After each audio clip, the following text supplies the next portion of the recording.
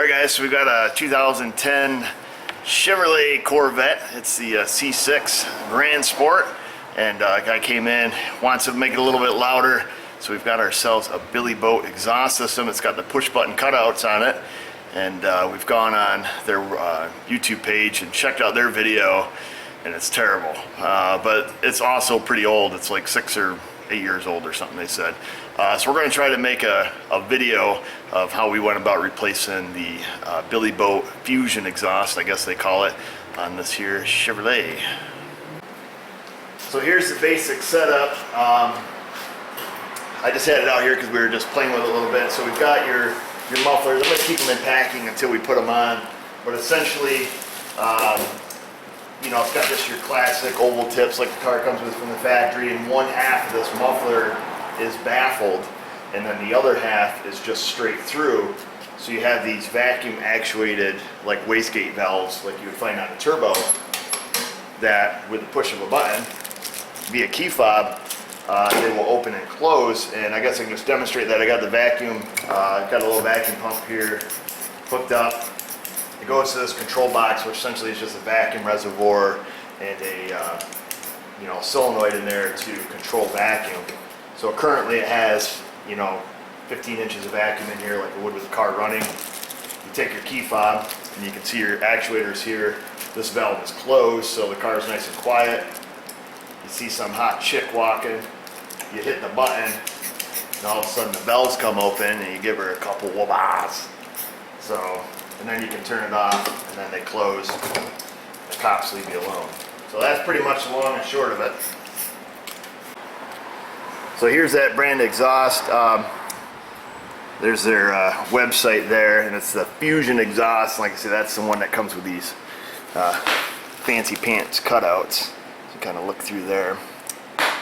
So pretty cool. We'll get a little better look at them when we get them set up.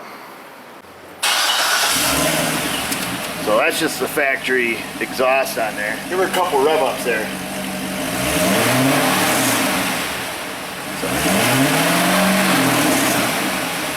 So you can see that's pretty quiet, like really quiet. All right, so first thing first, we've got to run a vacuum source to the back to that controller. According to Billy Boat, we take the engine cover off here, we pull the coils off, and on the back of the intake manifold, in an almost impossible spot to reach next to the brake booster hookup, there is a secondary vacuum nipple hanging off the intake, in which we have to remove the cap, hook the line, and then run all the hose to the back. So we're going to start on that and see if we can get back there. First time ever used on SMA video, fender cover. Now you guys, a lot of you guys ask me why I don't use them, but I think the explanation that is self-explanatory. Most of the stuff we work on doesn't need it. So we've got to pull the coil brackets to gain room just to get our hand back through here. It's an impossible shot to record behind the intake. But so that's what we're going to do. Looks like just some, you know, just some 10mm bolts there.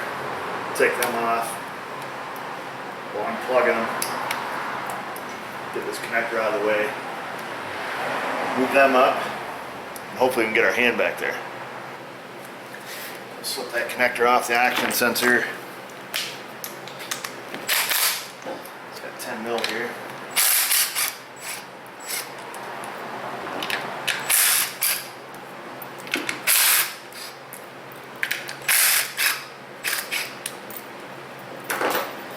Way back under. There she goes. Wouldn't do one of our videos unless we were dropping sockets either.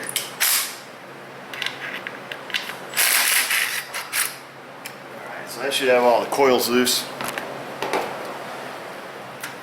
Take and unplug the wires from them.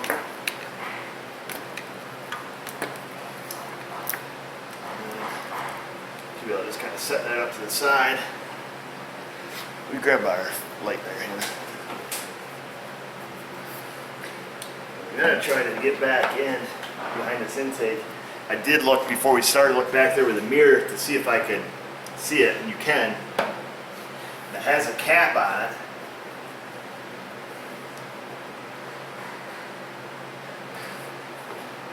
Oh my gosh.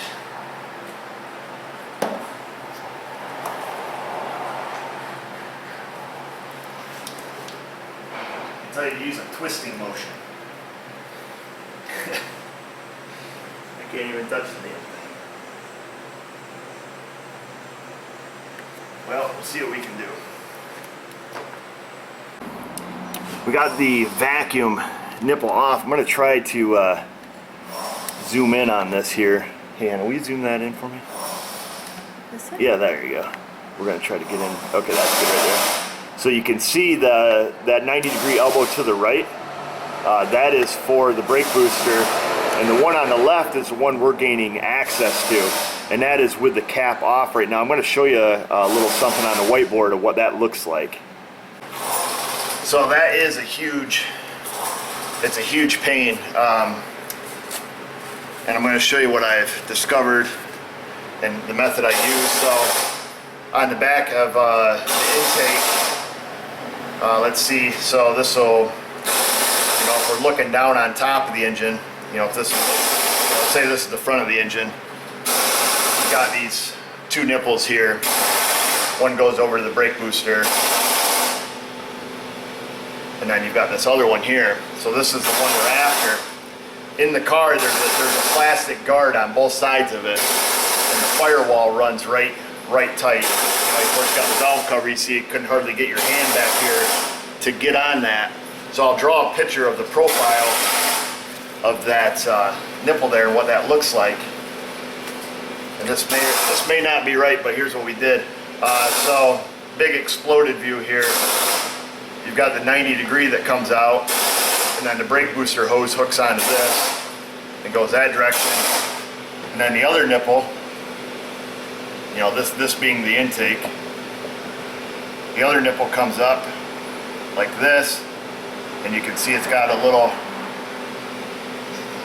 almost like a little barb on it, it appears, and then it has a T-shaped piece molded right into the plastic, and then that plastic guard is right here on both sides. So they say in the directions to use a twisting motion. What I was expecting, or what I was kind of curious as, I thought this whole cap here was all going to come off. Of course, you can't get your hands or your fingers or anything on that. So what we did, I was able to reach back. Hannah was holding the flashlight, had a mirror back against the firewall of the car, and reached in here with a pick, and was able to wedge my pick against the intake manifold and on this T-shaped piece here. And my intention is to give it, a rotational twisting action, because I didn't know if this whole end came off. I didn't know if it was a plug down inside there.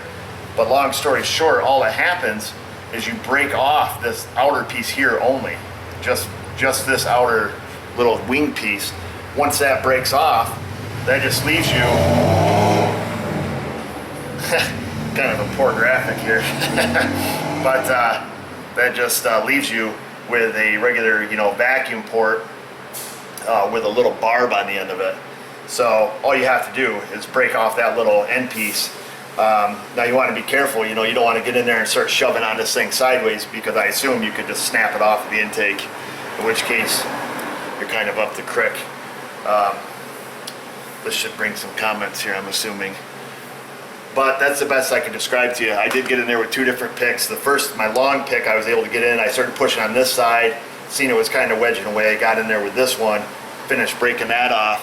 Once that was all done, the orifice in the end, I took and plugged the coil packs in. We started the car back up. I could feel it had vacuum on it, but low volume. So I got back there with my pick again, and I was able to go right in the end of it and just kind of push it in a little, and now it's fantastic. So best I can explain to you. All right, as most of you know, the reason that we had to gain a vacuum source is to hook up our control box. And this is the vacuum line that's going to run the intake manifold. You've got the wires that are going to run to our controller that open and close the vacuum switching valve inside there.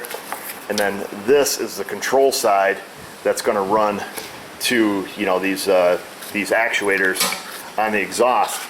So according to their directions, they have this mounted. They just take it and, you know, wire tie it or something up under the rear splash shield.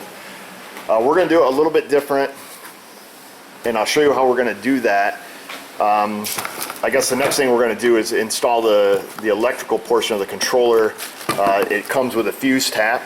They tell you which fuse to install it in. So in the passenger footwell, apparently we're going to find the fuse box. We're going to remove a fuse and put this in. This is a good kind of fuse tap, if there is any, because this comes in. This is the original circuit, this 10 amp circuit, and then they piggyback a little 5 amp right off the top of it. And this is essentially just the receiver for the key fob. Wires come out, runs the control box. So pretty simple. These wires here, according to their directions, you just they run right down the kick panel, you know, across the back.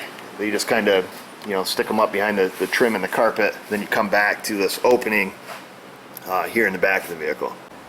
So inside this control box, what they've done, their install, they run the wires, they bring them over, you drill a hole in the bottom of the box, you run the wires down to the vacuum control box that they, like I say, they mount on the inner fender. You know, I talked to the owner of the car. What we're going to do is run the wires in, and we're actually just going to mount the control box right here, because you have to drill a hole through the bottom of this anyways to get the wires out. So we're just going to mount the control box here and just run the vacuum hoses down and just leave the control box right inside. It'll be out of the way. We've already kind of stuck it up here. It seems to fit well, and it doesn't, you know, it doesn't make any noise, you know, very light clicking noise as the solenoid controls. But so that's what we're going to do. So first thing first, we're just going to take, like I say, we're going to pull back the passenger carpet there in the footwell, find this fuse box, run the wires, get them here, mount the box, run the hoses under. We'll get everything hooked up to the engine and then put these mufflers on. Alright, so we're going to remove the floor mat here. And apparently there's a fuse box down here in the footwell. So this is our controller. And there it is. So I grabbed the directions. I think it told us the bottom right fuse, the 10 amp, but we'll take a look again. Oh, okay, so this must be the amplifier for the radio. Just trying to see what things are. Never know, anytime you're tearing apart a car, it's always good to look and see what's what. Looks like maybe some auxiliary relay boxes or something here. But let me grab the directions. Right, so here we go. It is the bottom right, and that one is labeled EXH MDL. I'm not super familiar with Corvettes, but apparently this cutout option is also a factory option. So perhaps that is the fuse that runs the factory controller or something. Like I say, I'm sure, as usual, we have a ton of experts on our channel. We're very familiar with this, but I'm not, simply because we don't work on a lot of Corvettes. So, with that being said, it tells us to tuck our black box in to the bottom of the fuse panel here, which we will do. There's plenty of room for it down there. Fits in very tight. So we'll shimmy that down in there. We've got our fuse extension there, and then it says to attach our grounding lug to the left side grounding screw, which there isn't. However, I did grab a test light because I was kind of curious. Everything is plastic and fiberglass.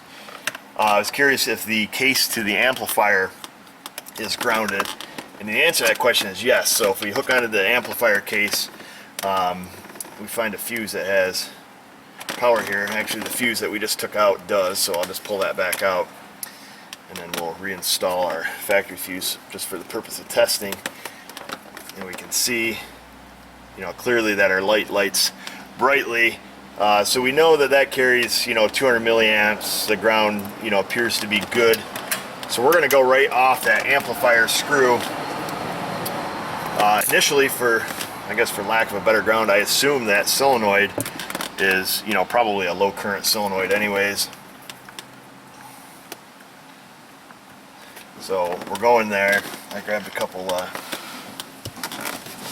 things here. Take this screw out, and that's where we'll attach our grounding lug. Like I say, the video that they made on this is really, really poor instruction. So we'll see if this may help some other folks out in the future. Their home installing their billy boat exhaust.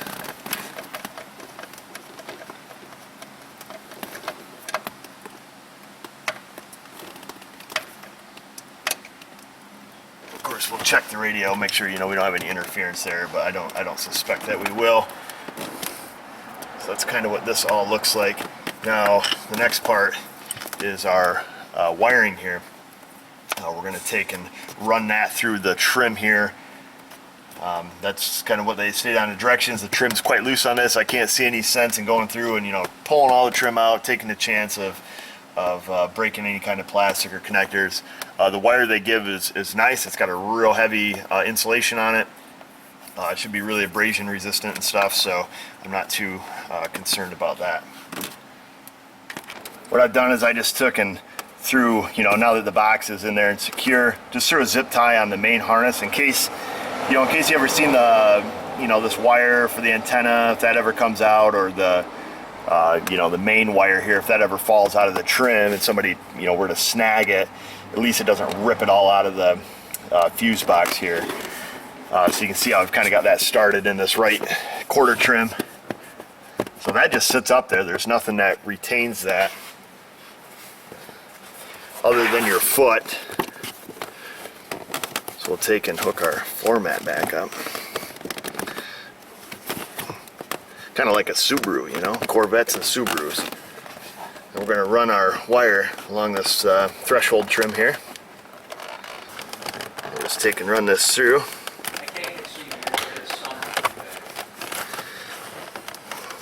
So that's just how they did it in the video too. It seems to kind of stuff up under there quite well. I mean, you can push it up in a long ways. If you're doing your own and you felt necessary to pull the trim panels off, go ahead, but I think for what we're doing it'll be just fine. We gotta move the seat ahead. I think we can get our digits back up under here. And this trim panel,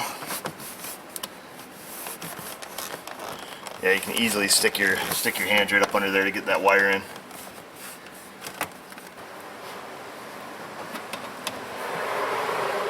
Just gotta kind of fish it around.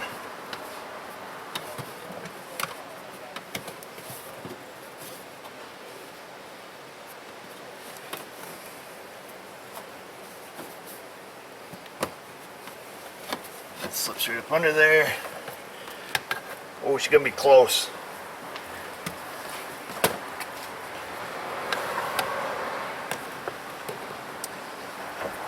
It's gonna be real close, like the fact we're probably not gonna have enough. About to find out. It won't be a big deal. We can add some.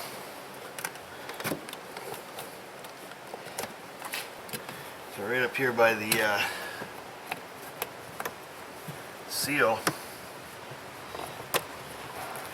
I think we can get it. I think it might go down behind the carpet here. Pretty wide open.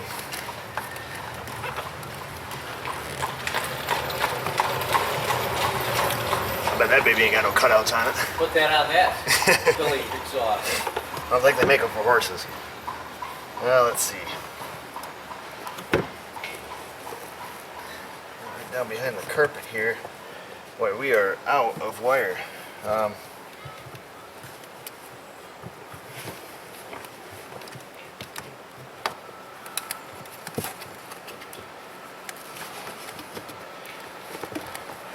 A little fiberglass reinforcement right here. We're going to go behind it to try to gain a little more wire space, a little more wire length.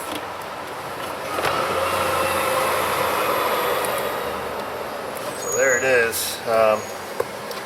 Maybe just enough. Let's see. I think we have just enough. Wow. It's almost like they made it for this car, So we had just enough. You guys seen that I ran that wire through, you know, behind this carpet, which everything in this car is like hollow. It's got to be some kind of weight savings issue. But you can see that this plastic trim is just part of this carpet, so I was able to just run the wires right underneath it, which was fantastic, because we're going to mount the box here. Now that box has about, oh, maybe 2 feet of wire on it because they anticipated us mounting it under the car. So I think we're good. Alright, so just for the sake of demonstration, maybe that's better without a light. You know, we have our box that's supposed to be mounted underneath. Our intention is to mount it, you know, here on the face of this well, and then we've got obviously plenty of wire. Now, one thing on this, if you do mount this under your car, they didn't have this provision in the instructions, but they have a, you know, wire collet here that you can adjust your wire length in. You tighten down the compression fitting, it snugs that wire up, and then apparently you drill this size hole up through your floor, run the wires through, and then you cap it off with this nut. So it's probably like a you know, like a 5/8 hole. The directions tell you to drill a 3/8 hole, which I assume was for an old style system that ran just the wire. Because the wire ends are on, I don't know if we can take this off. I doubt it. Yeah, because they won't pull through. So this was put on prior to them, you know, crimping and heat shrinking these. We'll just leave it. It's not a big deal. It's all going to be back here in the box. We'll hook this to those 2 wires. Naturally, we're going to still have to drill a hole because we've got to get our vacuum line down through, and then the vacuum line for the control side that runs our mufflers. So it's unavoidable drilling holes. You have to drill a hole at some point. Whether or not we're going to drill, we'll probably just drill 1 hole for both vacuum wires, maybe put a grommet around it, and get those down through the bottom of the box. But before we poke a hole, I want to look underneath because I don't want to have a hole and then find out I got a big surprise. I'm going to give you the rundown of what I came up with. I stuffed my head up under the car. So this box is all just plastic. There is a reinforcement like right about in this area, you know, but it's all plastic, the sides, everything. My thought is to drill through the bottom because, you know, if he ever goes out mud bogging with this, gets a little water up in there, he's going to want it to drain out. And just for normal, any kind of moisture, anything, it's easier to drain water out the bottom than it is out the side. So we're just going to kind of mock this up. I'm assuming we'll drill out, you know, somewheres in this quarter of the box to run our hoses through. My other thought on that was 1 hole, 2 holes, no holes, blue holes. What we're going to do is use a hole that is, you know, slightly smaller than the vacuum line. So when we tug it through, it's kind of self-sealing, and that way we don't have to put any grommets or anything. And we're going to do obviously 2 holes, you know, approximately the size of each in this quadrant. So let's begin with that. I've got our drill here, and I guess any spot is as good as another. Just think about it. Let's see, so we'll say 1 there and then 1 right beside it. There it is, you just bought the farm, baby. There's 1 hole, and then that should be enough spacing, even part enough so they don't fracture in between them or anything. They love drilling through Corvettes. So we're going to go with a 9/32 drill bit. This is going to be for our control side. So what I do to drill through this is just run my drill in reverse. It doesn't take much to get through that. We'll see if that's going to fit our vacuum line here. We may have to go just a smidge bigger, but I wanted to go up in steps if I could. I want a nice tight fit. Yeah, I think we're going to have to go a little bit bigger. So we'll keep popping up in sizes until that fits, and you know, naturally we'll do the same with the other vacuum line. Like I said, I run my bits in reverse. Keep from catching that fiberglass. Yeah, we'll go a little bigger. So I'll continue on with that now that you guys got the gist of that. It's what's happening. This This big one we should be able to fish down through. Once we get this down through, this is the one we've got to run up to the manifold. This is going to supply our vacuum to the box. I think you guys probably get it at this point how this is going to go. But I suppose probably some, owners of these cars want this compartment open, so you can choose to put the box underneath the car. But I think the fact is, if we can keep it out of the weather, probably all the better.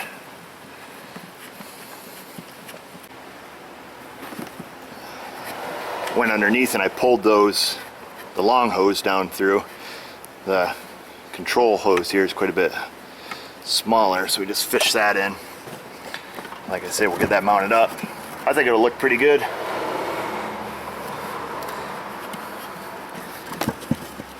And then, being that this is, fiberglass, my intention, let me move so you guys see what the heck's going on. Like I say, my intention with this box, I think that looks really fancy. Fancy pants for aftermarket stuff. You guys know how I feel about that. We're gonna take, it's got 2 open holes here, so we're just gonna drill, a hole here and then a hole on the other side, and then I'm gonna let the weight of it kind of just support down here on the bottom of the container, so it's not all just hanging offside the box here. We're gonna put 2 just regular trim panel screws in there. You can actually get to the back side of this box, so if you wanted to, drill those through and use nuts and bolts to put that in, it did come with a couple nuts and bolts. But I think we'll just use some black trim panel screws and we should be able to get in here. If I find that they don't retain well, then obviously we're going to drill it out and put a nut and bolt, but that'd be a bigger pain in the neck, obviously, because it takes 2 people. So far this is kind of a one-man job. Now that that's mounted with a couple trim panel screws, which went in great, it's good and solid. They tightened down just fantastic in the fiberglass there. We're going to take and make our connections. And then instead of hiding the wire, inside here, just bunching it up and, throwing a wire tie on it, if I get these connected here. I'm surprised they don't put some kind of weather pack connector or something on this instead of these just bullet connectors. We're going to take, because I found that this quarter trim is pretty well hollow behind it, we're going to feed the wire, essentially just back up inside the quarter panel and just essentially hide it up in there. I'll pull this carpet back, we'll reach back in there, make sure it's not in the way of anything, probably throw a wire tie on it up behind there, and I think that'll give us a cleaner look essentially when we're done inside the box of just this here. I guess I'll just stuff it there just temporarily, just for the proof of concept. That's what it's going to look like when we're done. You just got your 2 vacuum lines running down, your wire running across. Still have plenty of room here. All these stores back here is the cargo net and the hockey pucks anyways, for lifting the car. So I don't think we really took up too much space or real estate. So here we are underneath the car. This is where our 2 hoses came out. I just got a few little whiskers here from the fiberglass. Get them kind of picked off there. I think when we're all done, just because we're going to run just a little bead of silicone around each one of those. This is that reinforcement I was talking about that's under here, so you definitely want to make sure you miss that, but that is the only reinforcement that's there, the best that I could tell. So you can pretty much drill anywheres, except through that, which, I mean, you could drill through that if you wanted to, I guess. Make a little more work for yourself. So we've got the hose hanging on the ground, plenty of hose to bring it up. Now they've got it running up over the transmission, because the transmission on these cars, remember, is in the back. So they've got it running up over there. Then they took and ran it right up through the transmission tunnel. They fished it up through here with some coat hanger or something, ran it all the way up through, kind of came out up in this area somewheres. And then, I mean, this thing is super tight, you can't really see anything. But essentially we got to go in that direction without getting on these converters, and that's pretty much the long and short of it. I think initially what we'll do is we'll come back here just to make a little room, and we'll get rid of the factory exhaust. I'm going to double check with the directions. It said something about removing the bolts out of the sway bar, not disconnecting it, but removing it to allow room for these pipes, which we have, which came new in the kit. to clear, you know, apparently like maybe this area here. So I'm gonna double check that and get these those big cans out of there.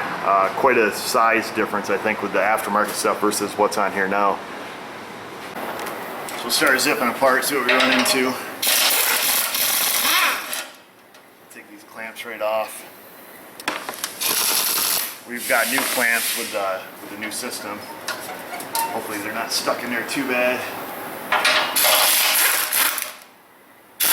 I think they make quite a few different Billy boat systems where you can get, you know, long tube headers and this factory H pipe and all that stuff. So these are probably going to be stuck in here pretty good.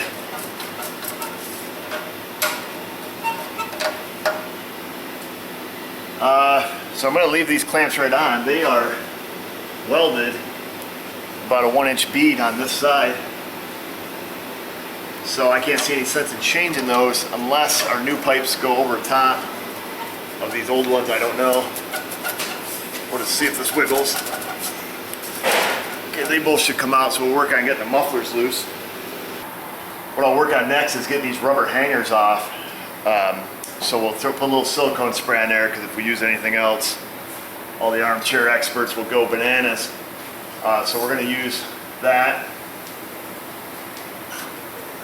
Hopefully help aid in slipping those off. There's 4 of them on the rear of the mufflers, and I think we have to loosen the sway bar to get the muffler to come down enough to start wiggling it out. I'll get the rubbers off here first, if we can, and then see what kind of room it allows and take that sway bar loose if we have to.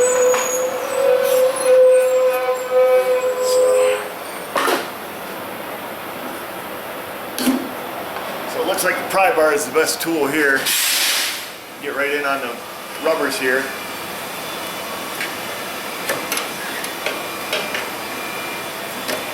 Push them right out.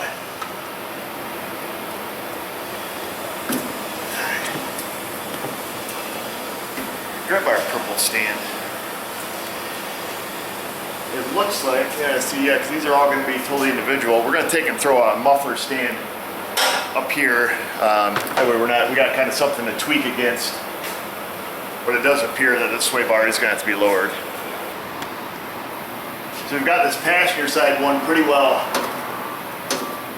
loose. Yeah, I saw it go a little bit. Yeah, so we've got it back about, you know, 3/4 of an inch. I got the rubbers off the driver's side here. We're going to work that back a little bit. I sprayed the connection down here with some silicone oil. So we'll get these loose. Just kind of keep working around. You only got about 2 inches before it hits the bumper. So not enough to come out of the connection.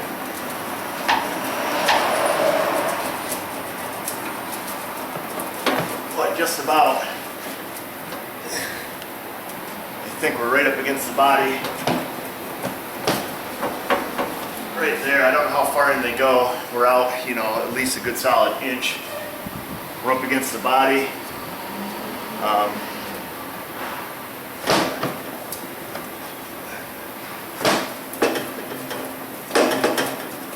To wiggle that back in. I don't know if really taking the sway bar is going to give us everything we need. We may have to remove the H pipe from the looks of it. I think that's what we might do, because I'm afraid that if we take in order for these mufflers to swing down far enough, they almost have to be all the way back in to their stock location. And that would give too much. There's a couple springs here. I think that would tweak on those too much. So I think for what it's worth, we're just going to pull that front section of pipe out to just get that off and out of the way. That way we can stick our mufflers over and perhaps put that back on. But at least that's the route we're going to go. So we'll see if we can unhook these springs. They don't have much tension on them. Well, 6 years, but at least not everything is compacted so close. Oh yeah. We don't want to count our chickens before they hatch. We still got to unhook them front ones. It's pretty clean. Oops. Grab that nut. Stick the nut right back on those little springs so I don't lose them. This cat was anal enough, he only found 2 C7s in the country he was interested in. Oh yeah, we got rid of this? In the entire country, yeah. Alright, we'll work on getting those front ones loose. Grab us a 15 swivel hand and the red impact, if you would.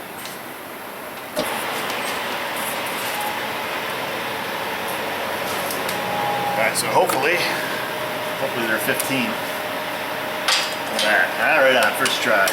See if these loosen up easily.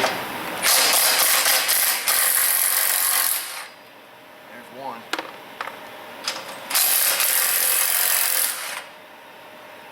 This must be what it's like to work in Florida.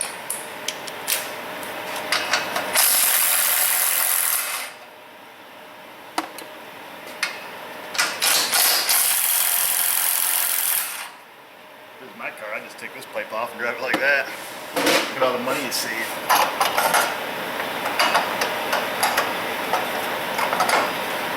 Nice and loud.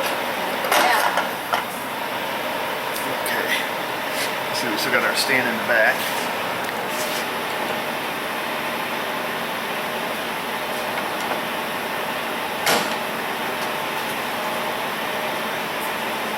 Am I missing something here, Hannah?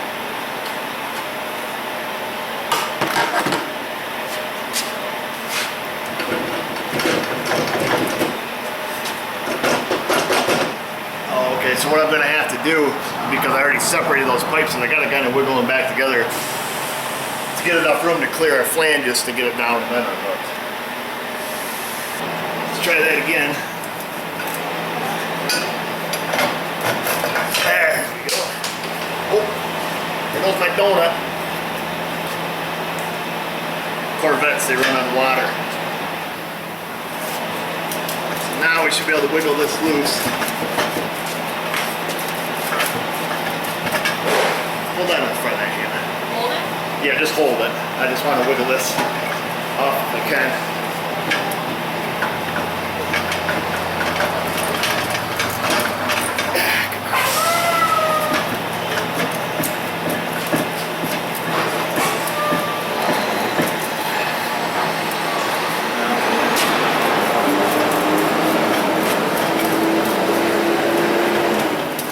Come on, little fella.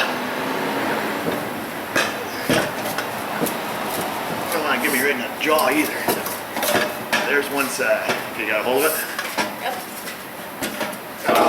Just pick up on it, Hannah. I'll hold it. Okay, you got that back there? Come on, little fella. Oh, that was easy. So, you do have to remove the X pipe. So now that we have that out, you can see the mufflers are loose. But we are faced with that challenge of the sway bar, so there's no getting around that. It absolutely has to be taken off just to allow the muffler to come down. It's going to be pretty snug getting those pipes up over the axles, but we'll have to give it a try. So I'll grab a, let's say 18 millimeter. Of course, this can be a little different. This bolt here is the bolt for the lower control arm. So we're gonna have to set the suspension back down in order to put that bolt back in, or to tighten it up rather, because I'm sure that bushing's gonna unload. So I'm gonna grab some tools.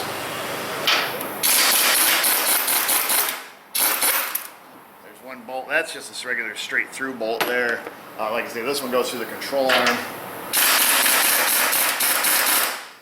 Grab a 15 millimeter wrench, Hannah. That's a regular nut in the bolt.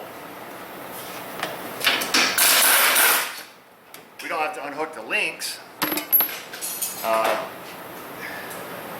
should have enough room to swing down. Hopefully it doesn't hit us in the dome.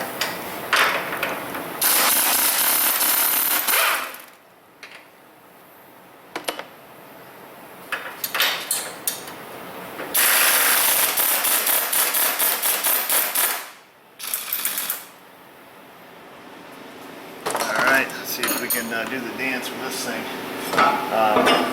Come hold this muffler, Hannah. You tall enough? Yeah. Like that. Alright, it may come down on you a little bit.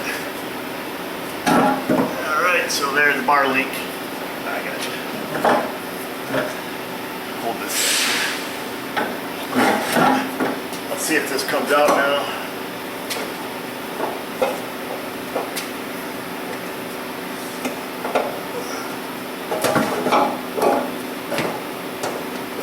So the shift linkage is right here. It's super tight to the shift linkage, like big time. Like I'm gonna leave that one alone. Hold that muffler, Hannah. Good. You're trying to try this side here.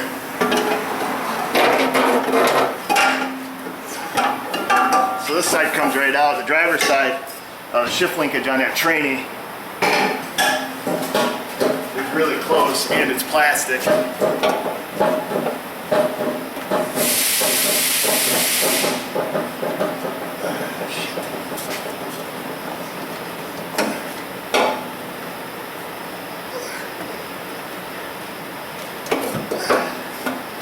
Well,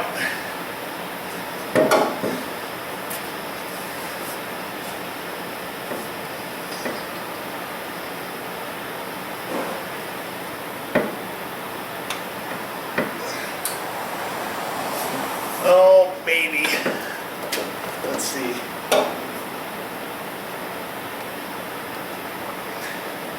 No, we gotta change gears. You gotta put the car in. We have a flathead screwdriver, hand a big red one. I'm gonna take and pop the shift cable off the manual lever.